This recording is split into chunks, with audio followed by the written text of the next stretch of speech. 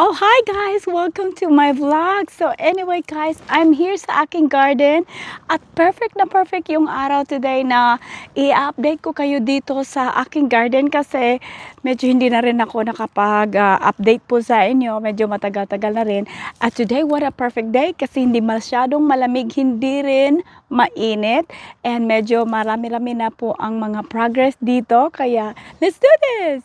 Okay, first dito tayo sa aking butterfly raised bed. This is the raised bed na ginawa po ni Mr. para sa akin using the logs na mga kahoy na tutumba dito sa aming property.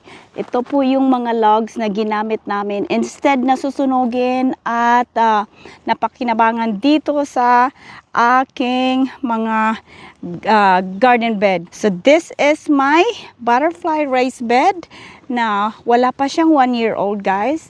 But as you can see, medyo marami-rami na rin ang aking mga naitanim dito. Unang-una, itong si coneflower. This is the double scoop watermelon deluxe. Napakaganda po ng kanyang bulaklak. Patapos na siya. I will insert a picture of this when it was blooming like crazy na napakaganda ang kulay. Andyan yung isa, dalawa, tatlo yan sila eh. So sinasama-sama ko ang lahat na mga tanim dito na nag-i-invite ng mga butterflies. Ang zinnias ay number 1 pong tanim na very easy to plant. Itong miniature na to, miniature siya. Pero ang ganda ng kanyang bulaklak. Super attractive siya tingnan sa personal. Medyo magenta yung kulay niya. Napakaganda at hindi po siya nagtitipid sa pagbibigay ng bulaklak. And then another color there that is so pretty. Another one, this is another color of pink. Very, very beautiful. And then dito naman meron tayong red ng gusto ng mga butterfly. Monarch butterfly. Dumadalo po sila dyan all the time. Grabe yung pagkapula niya. Magandang-ganda. Double siya. Super double siya. So, na isang plant lang po yan. Hindi po siya tipid sa pagbibigay ng bulaklak. As in, napakaganda tingnan. Napakaganda sa mata tingnan. Ayan, another bulaklak na bago pa rin siyang bumuka. And I can't wait for it to get large. At yun po ay ang yan. So next year, gusto ko punuin ito ng mga uri-uring flowers na will invite butterflies. And then itong mga volunteer bumabalik na mga sunflower po ito. At ito naman ay ang napakagandang pink rose na akin po siyang pinaroot. May buds dito. So baby pa lang yan. Wala pa yung 1-year-old. But as you can see, ang dami na niyang buds.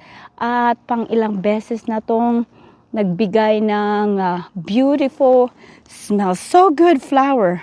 And then meron din tayo dito another light pink of zinnias.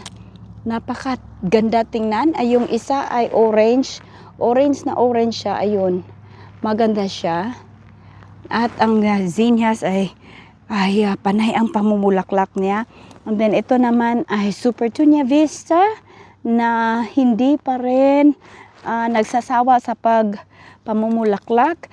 And then dun sa harapan meron tayong bagong tinanim ko ng gusto ng mga bees. Yung ito ay salvia at ang ganda-ganda din ito. Ayan, may mga bees na dyan. Tapos ito naman ay ang aking arborvitae na bagong-bago din yan. It is thriving right now. But I love this. I just love this one right here. Kasi nga, hitik na hitik sa pagbibigay ng bulaklak. So let's go down this way. Napakaganda ng ate. Ito po yun ang amaranth na tumubo dito from seeds. So, meron siyang buds dito sa pinakadulo. atin siyang i-pinch. That way, ayan, yung unang buds niyan lumabas. Tanggalin natin yan para mag-focus yung energy sa palago nitong mga branches at lalaki agad. Okay, this is the orange one. Napakaganda ng orange. Hindi po siya masakit sa mata. Maganda po siya sa mata tingnan. At ang laki po niya. Hindi siya masyadong double. Pero guys, ang ganda-ganda niya tingnan in person. So if you love butterflies sa inyong garden at budget friendly ang cost ng ganitong garden, bili lang kayo ng mga seeds of zinnias and then you patubuin mo sa spring, sa fall, gustong-gusto nila. Ito ay, ito na yung mga seeds from my garden last year. At kinuha ko lang at tinanim ko dito. And then ito, pagkatapos nito, ikukulek ko din ang seeds nito. And then, itatanim natin for next year. Just like this one, malapit na tong mapatapos. Pahinugin ko lang siya. And then we will use that for next year's seedlings. So let's go here.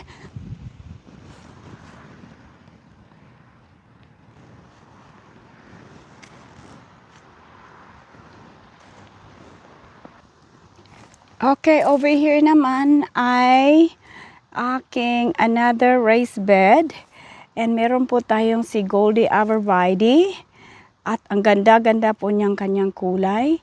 And then as you can see guys, sa backdrop ay yung aking canna lily na sobra nilang healthy.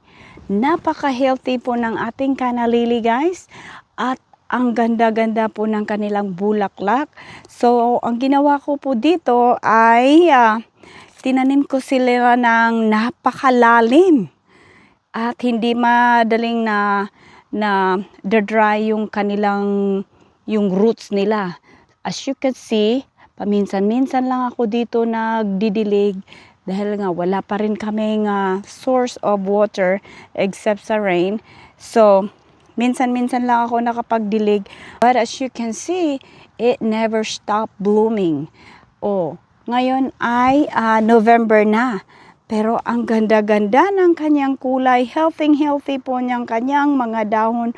Wala po siyang insects na kumakain. At hindi ko nga ito binigyan ng pansin dahil I was so busy trying to take care yung mga baguhan kong perennial na tinatanim sa kabilang raised bed. So ito parang na-neglect ko siya but it never showed any bad reaction sa ating mga tanim. Ayan.